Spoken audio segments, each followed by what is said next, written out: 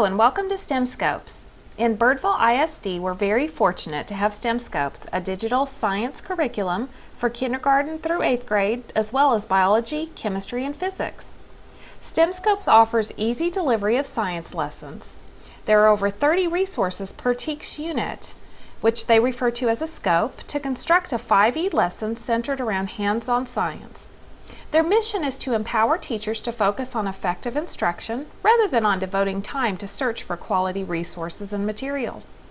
Being fully online, it's instantly accessible and highly customizable for your students' individual needs. STEMScopes allows you to continue the learning outside the classroom with assignable online student activities. STEMScopes is created using a 5E lesson format. The 5E lesson is a method of teaching science that develops inquiry and scientific reasoning through hands-on science. The 5 elements of this method are engage, explore, explain, elaborate, and evaluate. STEMScopes uses the 5E to create a set of meaningful and rigorous activities and assessments to make students successful in science. STEMScopes then takes it a step further by supplementing the 5E model with intervention and acceleration sections. STEMScopes has the power to engage advanced students with rigorous, innovative activities to further develop their knowledge and understanding of a given TEKS. With every scope, a teacher has access to several acceleration activities, including problem-based learning projects, science-art connections, student-led inquiry investigations, and real-world extensions. To expand the depth and reach of what your students learn, take a look at what acceleration opportunities there are for your students on the Explore page. When working with underperforming students, intervention can be a big challenge in today's time-crunched classrooms.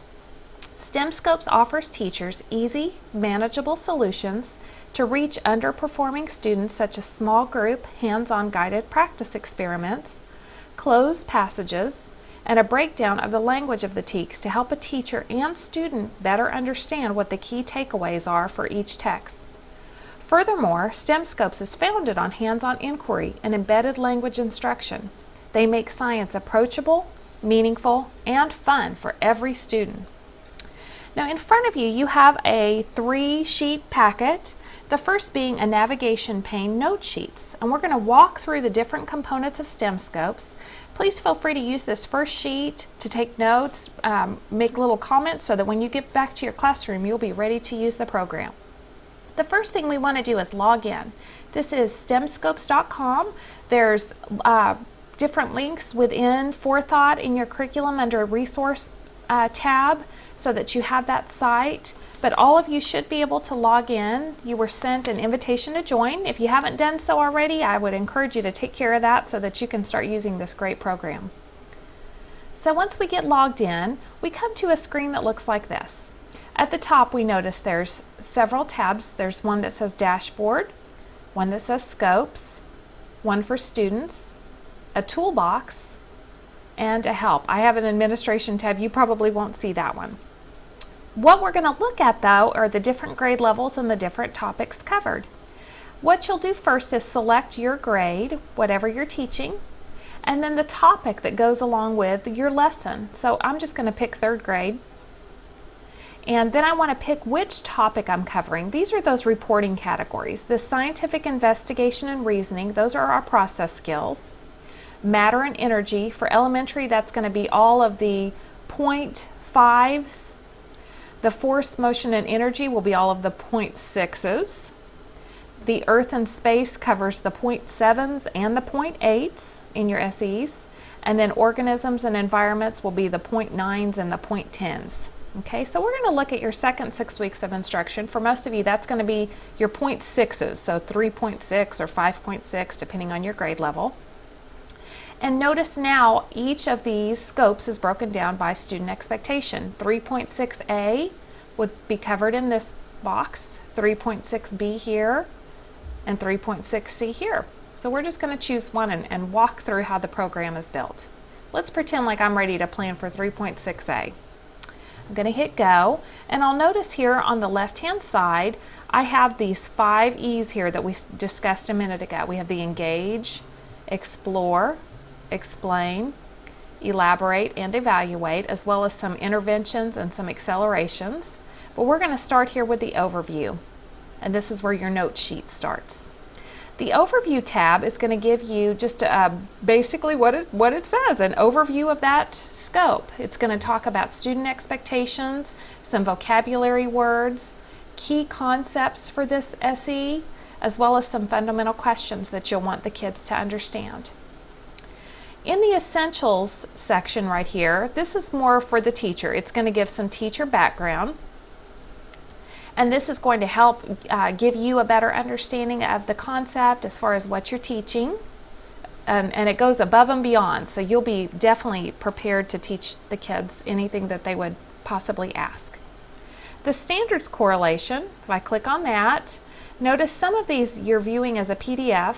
So if I open this up, this is going to create a document for you that's going to tell you how the different components of this scope are tied to the TEKS, tied to the standards. So it tells you exactly what's going on there.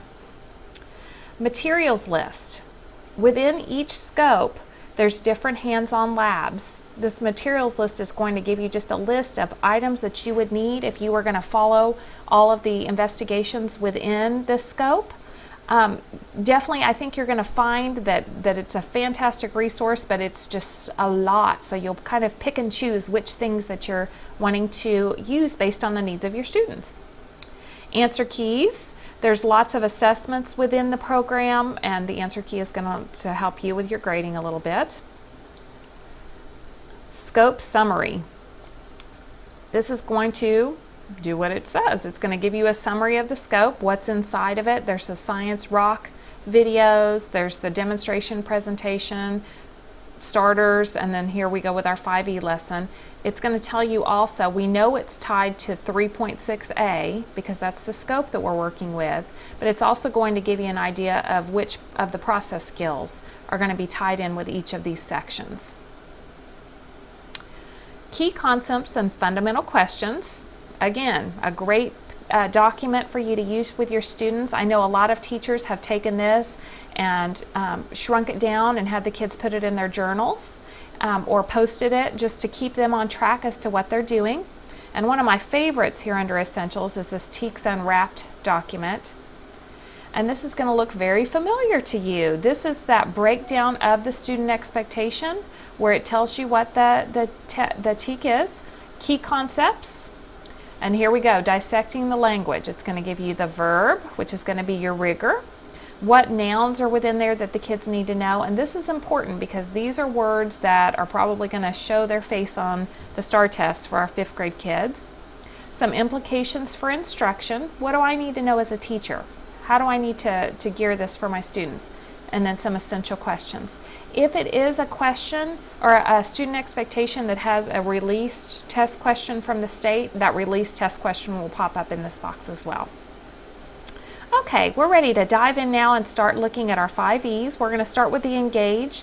This is the part of the 5E lesson that really grabs the student's attention. So here you'll see a demonstration presentation. This is just the teacher instructions. If I'm going to use the demonstration that they have for me, this is going to tell me what I need. It's going to tell me what kind of preparation I need, some procedures to follow, so that as a teacher you can make sure that you're prepared to follow through with that investigation.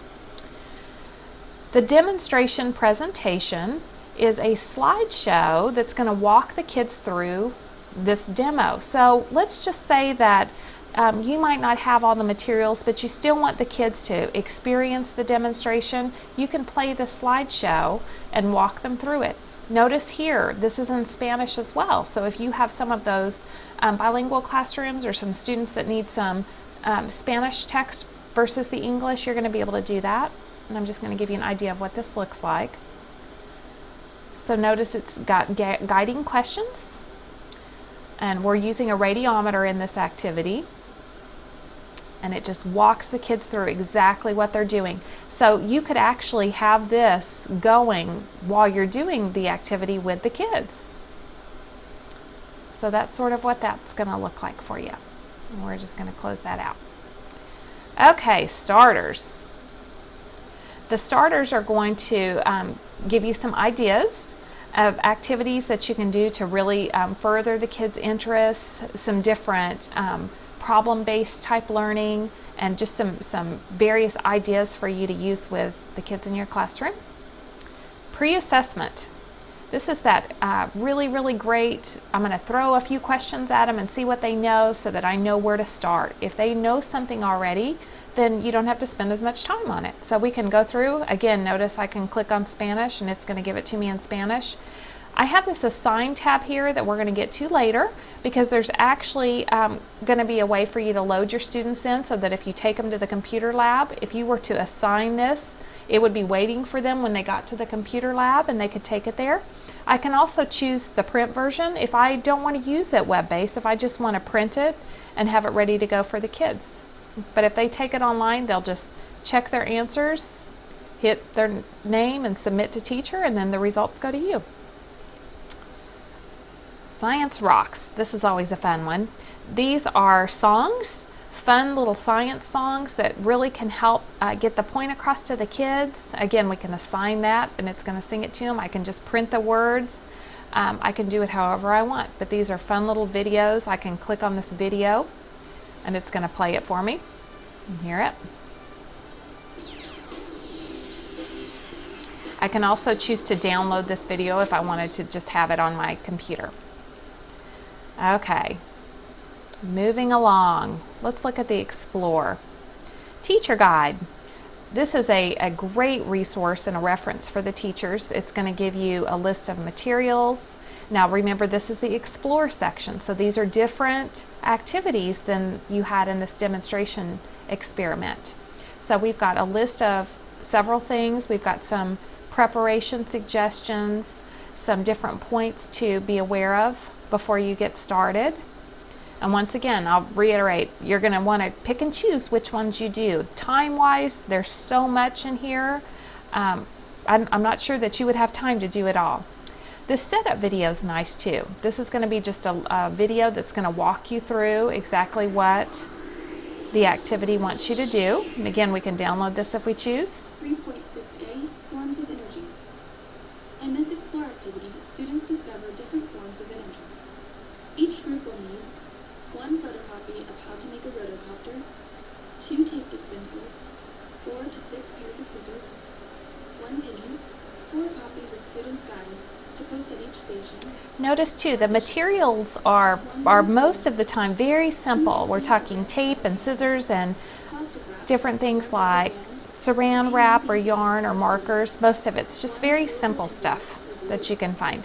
And this video is right at 3.5 minutes, so it's nice and easy. It'd be a great way to get an idea of what the kids were going to do. And once again, while we always encourage the hands-on, if for a chance you just don't have the supplies or something is coming up that it's just not going to work out, we could always use the video with the students as well.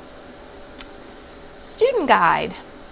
The student guide is another wonderful thing to use with the kids as far as putting in their science journals or a standalone document.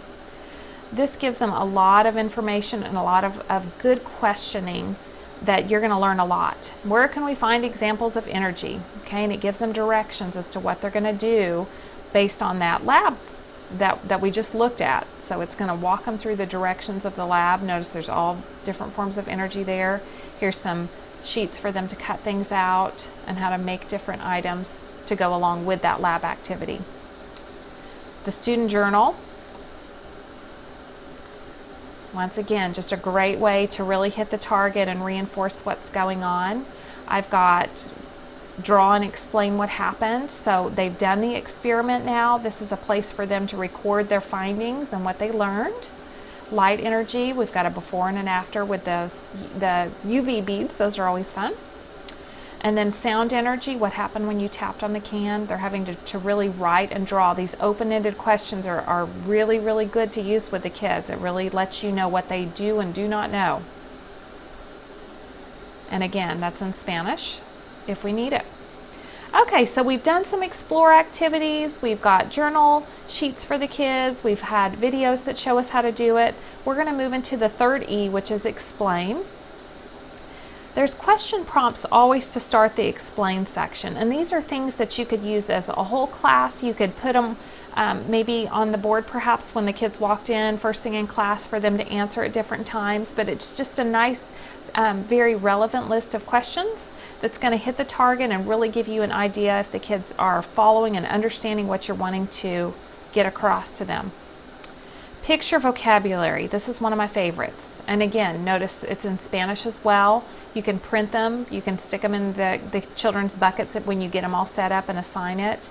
But this is just a really nice set of picture vocabulary. It gives the definition, it gives the word, it gives a picture, as well as this little voice box right here. If I were to click on this little bubble, the program's going to read the word and the definition to me. So if you have those struggling readers, you want them to hear it, you want them to see it, you can click on this.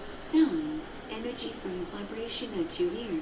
And it's going to read it for you. If you have the cards in the Spanish version, it'll read it to them in Spanish.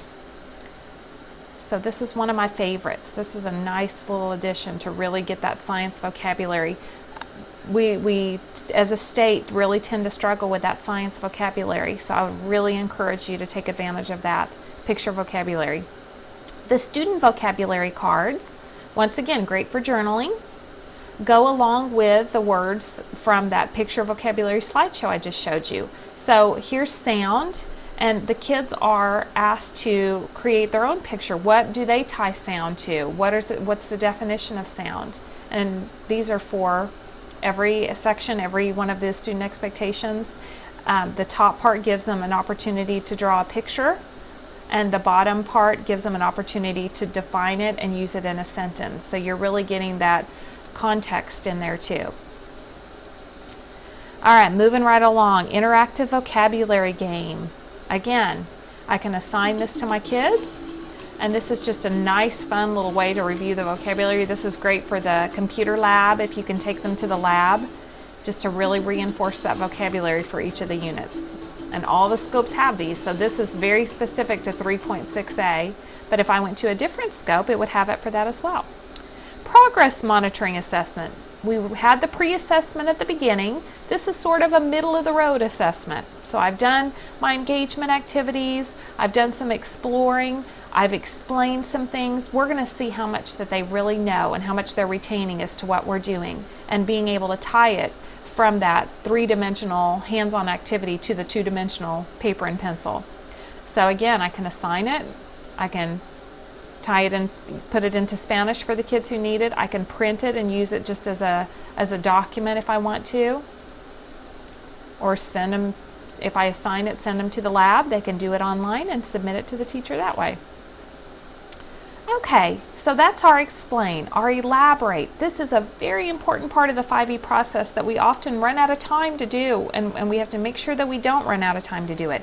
This is where we take all the concepts that we've taught and we give the kids a place to put it in their brain. Okay, we want them to remember it. We want them to really have some connections and ways to tie it and keep it in there. This next step inquiry is where we're going to start. There's handouts that go along with these in English and in Spanish. And again, it's just another experimental design activity that's going to reinforce and really drive home what you're trying to get across.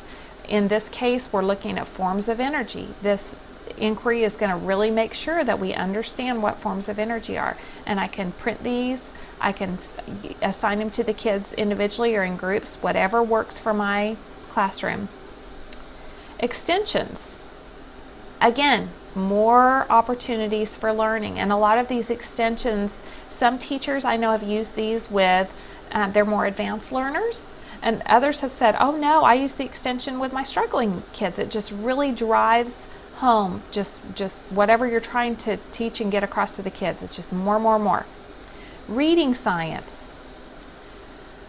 We know that nonfiction reading and that real rich science type text is so important, and that's one thing I love about STEMScopes. Every one of our scopes for every SE has a reading science section where we have a passage. It's always related to either the activity or the content that's covered in that SE. Remember back at the beginning, our engagement activity used a radiometer. We've got our reading about a radiometer, so the kids are going to read the text, And then there's always questions to follow. These student expectations right here are related to the ELAR standards. So we're pulling in a lot of the English language arts standards and expectations in a science context. So it's really, really powerful. Again, I can turn it into Spanish if I want, I can print it if I want, or I can assign it to the students once I get them loaded. Really, really cool. Books on topic. This is a great list to send on to your librarian if they're looking for things, or if you're going to the library. These are books that have been vetted and really hit the target, and there's a list of these for each of the student expectations. This would be a good wish list for your librarian. Math connections. We have the reading connections, we have math connections too. Here's a set of problems that are grade level appropriate that deal with the science content. So here's question 1. Light travels at about 186,282 miles per second. Write the number down in words. So we're using the concepts that we have talked about in science, which is forms of energy, and we're going to put them into math problems. Really, really cool. And again, I can stick that in the kids' buckets and assign it to them if I want. Interactive virtual investigations. Fun, fun, fun to assign these. It allows the kids to go online and do some different exploring on the topic that you're covering. So this is on energy. If I were to start it, it's going to send me to some different sites, and I can learn a lot about energy that way. Web surfing science. Again, a list of some great, there's a web quest, some great different locations online that the kids can go and just learn a lot more. All right, we're ready for our evaluation. Remember, we've started with our engagement.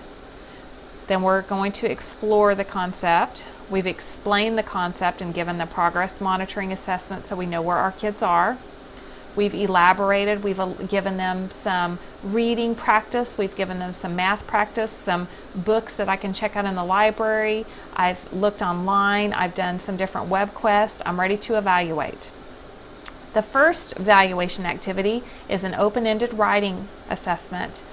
Once again, it's in Spanish. I can print it or I can just assign it. It gives the kids some scenarios and they have to type their response. This is very, very powerful for you to understand and know what they do know and what they don't know, and what you're going to need to do to get it across if they don't. I've also got a standards-based assessment, and this is going to be a multiple choice, just like your pre-assessment and your progress monitoring assessment early on. This is going to give you some multiple choice questions that are different than the 2 tests before, but really give your kids another opportunity to show what they know. These OER, open-ended response assessment, love, love, love. Just some more questions that the kids have to fill in the blanks and answer with the knowledge that they've learned in this scope. Concept Builder. Concept Builder is a PDF file, and this is more or less, I'll let it open up and show you. It gives some different ideas. So this one, students use materials to make an energy pyramid mobile that shows several applications of different forms of energy. It gives them a task, and then it's going to give you a rubric to score whatever their task is. And these are really powerful tools as far as into the unit. What do they know? What do they not know? Since you're grading with a rubric, it's going to be an accurate way, and you're not having to create the rubric on your own. It's all done for you. Okay, that takes us through the 5 E's, and we have 2 sections left. There's intervention, the Teaks Unwrapped. Remember, we looked at that at the top here, and they've just placed it in 2 places just so that you know to go back to it. That's how important that is. This guided practice, if I click on it, again, this is a PDF that's going to pop up for me. And it's going to give the student expectation. It's going to talk about what we're going to do. It's going to give me just another activity that I can do with the kids, some guiding points, some guiding questions, and just another opportunity to really get the concept across to them and let them learn. This closing in on science is a popular thing. This is a kind of a fill in the blank. If you're reading along, it gives a word bank. And then there's a passage, and the kids have to use these words to fill in the blanks. and then draw an illustration. And there's several of these within each of the scopes. It just really breaks down. So there's one for 3.6a, one for 3.6b, and so forth, and then there's the answer sheet for you. Okay, there's a concept attainment quiz, and not like the multiple choice necessarily or the fill in the blank. Here's a vocabulary matching, and then some different things to do to identify the different kinds of energy, and then the answer key there. So just another way to assess kids. We're just looking at things a little bit differently. The acceleration section, here's a problem-based learning science. Just because it's at the bottom doesn't mean that we don't want to go to it. This is one of my favorite things. This problem-based learning science is really how we want our kids to think. This gives some background knowledge on energy. It shows something very relevant to today. Wind turbines are becoming a very big part of our lives with alternative energy. So it gives them some background, it talks about the alternative energy, and then it gives them a task. Think of alternative energy sources. Propose a plan to your city council on how mechanical energy can be transferred into light, sound, and heat energy and how it would help with the conservation effort. Include an explanation of how the energy is converted to mechanical energy. Doesn't get better than that. They're taking what they've learned and they're applying it to the real world, and they're doing something about it. So I would really encourage you to use this problem-based learning. And then very last of all, science art. This is just sort of a fun way to tie the arts into science, where they're going to create something. This would be the, okay, I've done everything and it's great and I've got some time. I can use this art connection and engage the kids with that. Okay, so that's a walkthrough of the scopes. Remember, all of your learning as far as the scopes is right up here under this tab. That's again where you pick your grade level, then you pick your topic, and then you go to those specific student expectations and find all the good stuff. Okay, we're going to talk just real briefly, the second sheet that you have, those are all of the scopes that are available. The front should be the primary, the K through second grade scopes. And the back should be 3 through 5, the 3rd through 5th grade scopes. The real beauty of this program is just because I'm a 3rd grade teacher, I don't have to only stay within that 3rd grade. When you log in, you have access to all these scopes. So if you have kids who maybe miss some things or have some holes, you can actually look in these K1 and 2 scopes as well and sort of get some more ideas, maybe figure out where they are and where they need to be. The very last page is going to talk you through and walk you through how to set up your classes. I know that you're probably looking forward to getting your kids loaded into this program and get them started using it. The first thing we want to do is we want to add a class. Okay, so that first section teaches you how to add classes. And it's very comprehensive. It's going to walk you right through it. So number 1, click on the red button at the top of the screen that says Students. That's this box right here next to your scopes. And if I click on Students, click on Edit Group to make a new class. So again, I would click Edit Group and I would make a new class. Click on Add Group. So I would come down here and add a group. And then I can type in the name of my group. For you, if you're self-contained, you're just going to write your name probably, Mrs. Williams, if I could spell, Science. Okay? If I were departmentalized, I might say like period 1, and then I would have to add another one for period 2. So depending on how you have your science organized, it might be block 1, block 2, or different teachers' names. If you just do your own science and you just have your own students, then you're probably just going to have your name there. Okay? So once you do that, you can do it as many times as you need. If you have several class periods, you can add as many as you want. As soon as you're done, as soon as you have what you want in there, you click Update, and it's going to save those for you. Notice I have more than one just for demonstration purposes. Once you get your class added in, then you're going to be able to set up your students. Okay, so we're going to, again, go to the top and we're going to click on Students. But this time, we're going to click on Manage Students, because I want to be able to add some kids in here now. Okay, the next instructions are going to tell you to click on Edit Students. All right, there. So I edit my students. And in the other students section, which is down here, other students section, I can click add student. So I'm going to add student. And here's where you're going to be able to type in your kids' names.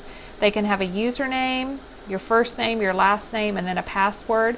A lot of schools will let the kids, maybe their username is just their first name or however you want to organize it.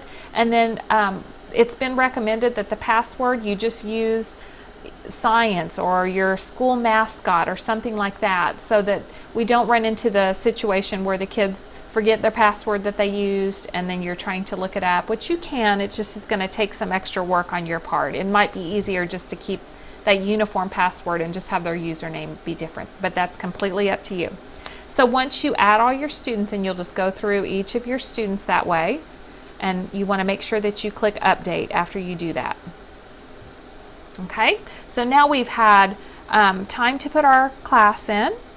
We've set up our student groups, and the last thing you're going to want to do is place those students into the class. Okay, so again, number 1 on the instruction sheet, click on the red button at the top that says students. I click up there. You'll see your classes listed, and we want to click on show students. Okay, so I've got all my classes. I'm going to find the one that I'm going to use. If I'm using Mrs. Williams Science, I want to click on this button that says show students.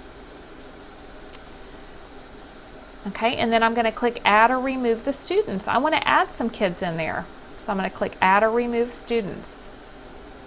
Okay, and I'll be able to add, these are just the 2 little sample kiddos that I had in there. I could add them into my group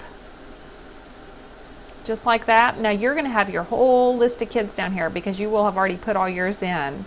But once you add what you want into your class, again, we're just going to click update, and then your kids are going to be in there. So when you're ready to use a scope, and we'll go to 5th grade this time, force and motion.